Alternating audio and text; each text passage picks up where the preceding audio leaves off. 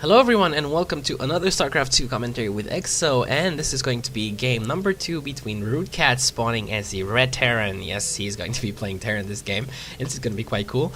And Avilo spawning as the Blue Terran, so Avilo spawning at the 7 o'clock position and Catz spawning at the 2 o'clock position. It is going to be a match on Xel'Naga Caverns again.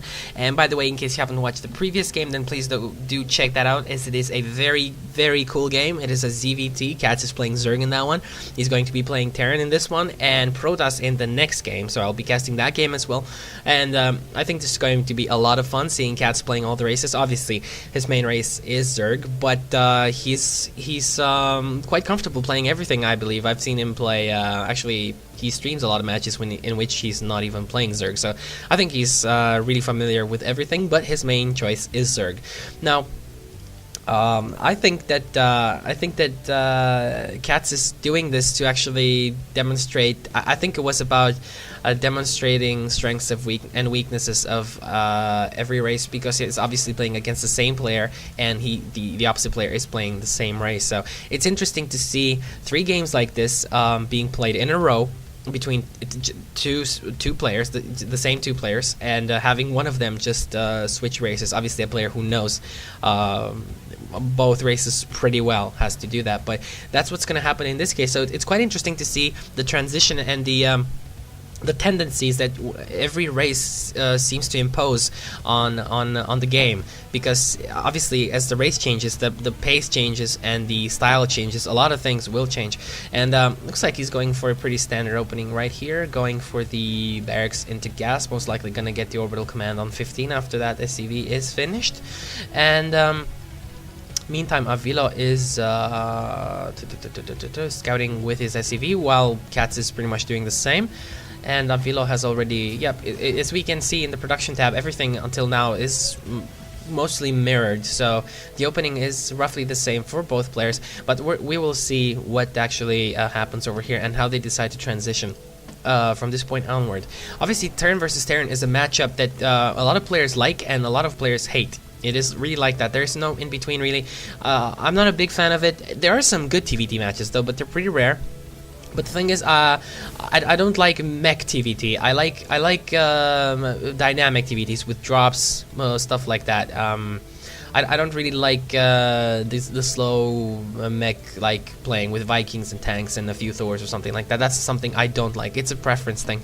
But yeah, TVT is pretty interesting matchup, and Xel'Naga Caverns is a very interesting map to watch TVT on, because it is a very positional map.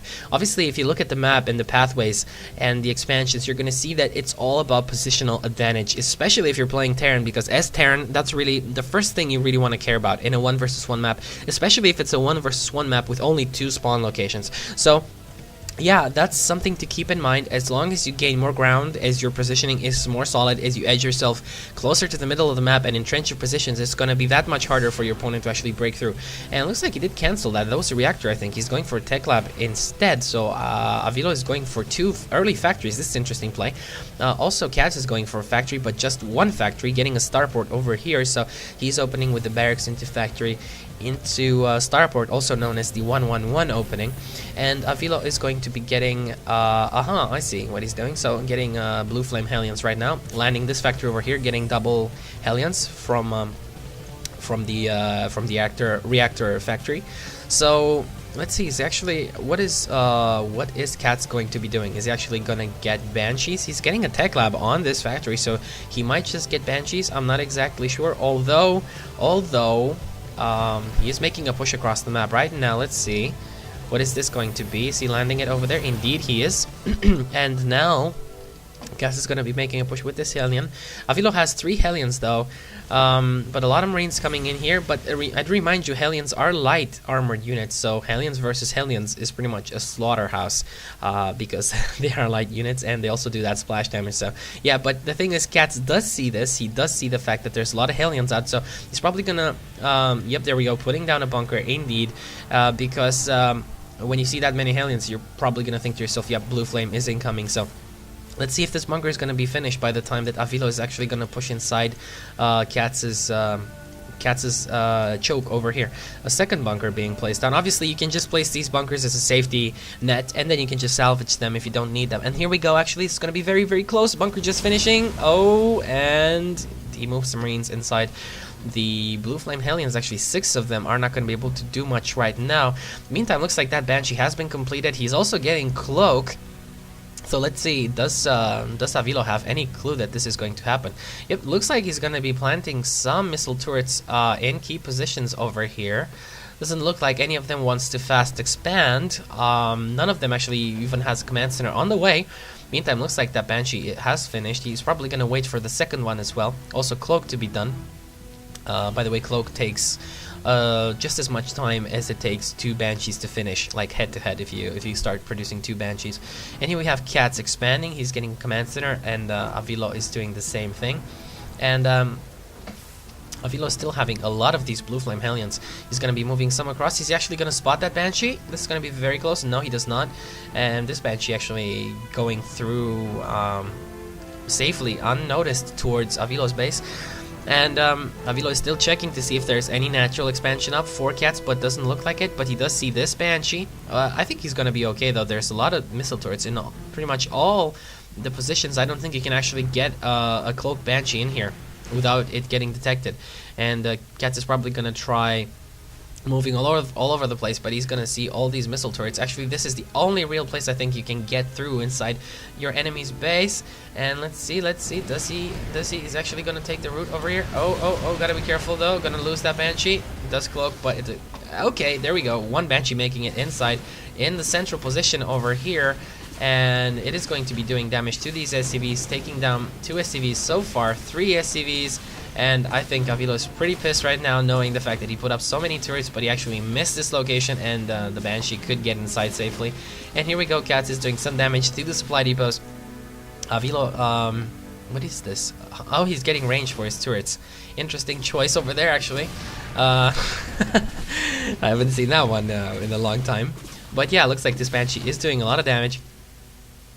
And so far, it did take down 4 SCVs and a supply depot, so definitely paying for itself. Another Banshee making it inside over here. He does have scan, but he doesn't have any Marines, really. Where are the Marines? What is he actually going to do with this? He's actually moving his SCVs across towards the natural. And let's see, that's 1 Marina. These Banshees doing a lot of damage to the supply depots. And wow, Catz is doing so much damage with just a few Banshees. There we go. That range upgrade is over for the turrets, though. Seems like 1 Banshee is gonna make it away, though. Gonna kill an additional supply depot. He has Cloak on this one. He did Cloak it right now. And Avilo is placing down more turrets at the natural. But let's see, Catz is doing so much harass, actually, with these Banshees. And this Banshee doing a good job at taking down more supply depots. And wow, Catz is, there's nothing on the production tab for Avilo, by the way, so this is pretty much panic mode for Avilo. I think he's really in a tough position right now. But he is keeping these Hellions over here, and the orbital command cannot land.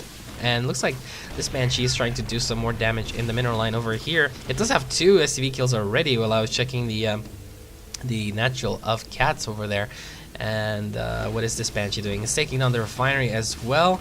He is supply blocked right now. By the way, Avilo lost so many supply depots. And oh, come on, Catz. Oh, Catz. Oh, Catz missed my missed rally points and stuff like that.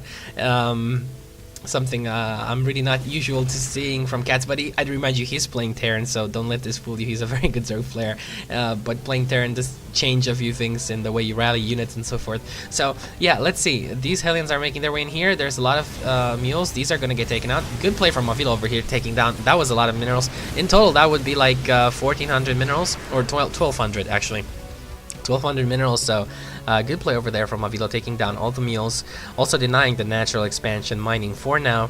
Looks like more mules are going to be placed down at this time, but what is Catz going to be doing? Let's see, I'm quite curious to see what he's going to be transitioning into after this, although I don't think it matters so much. He harassed some, if you take a look at the income tab, 35 SCVs over 26, and a lot of supply blocking on Avilo's side as well.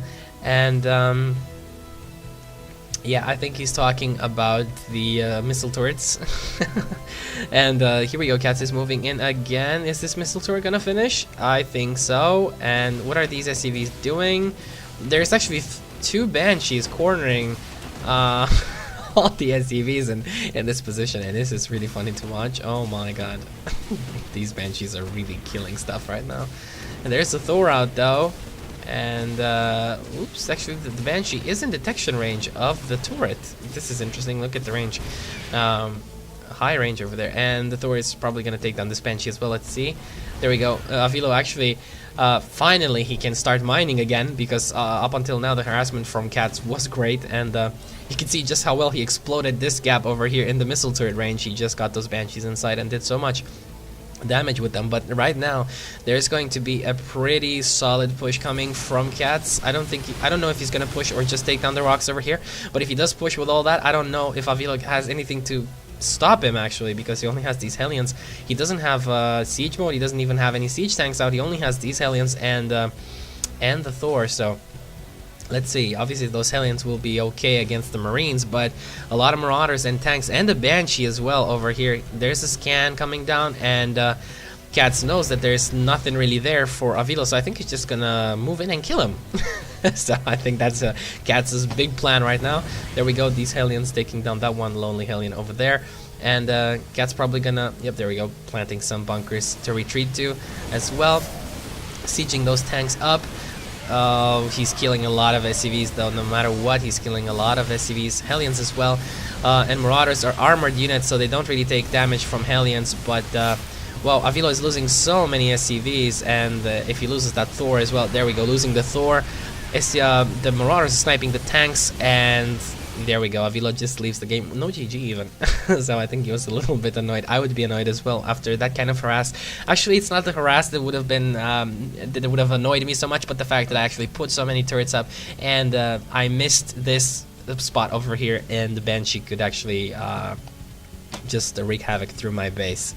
Okay, so that's game 2. I hope you guys have enjoyed it. It's quite fun to actually see Catz play a different race. We're gonna see him play Protoss after this, so that will be a quite interesting game as well, I do believe.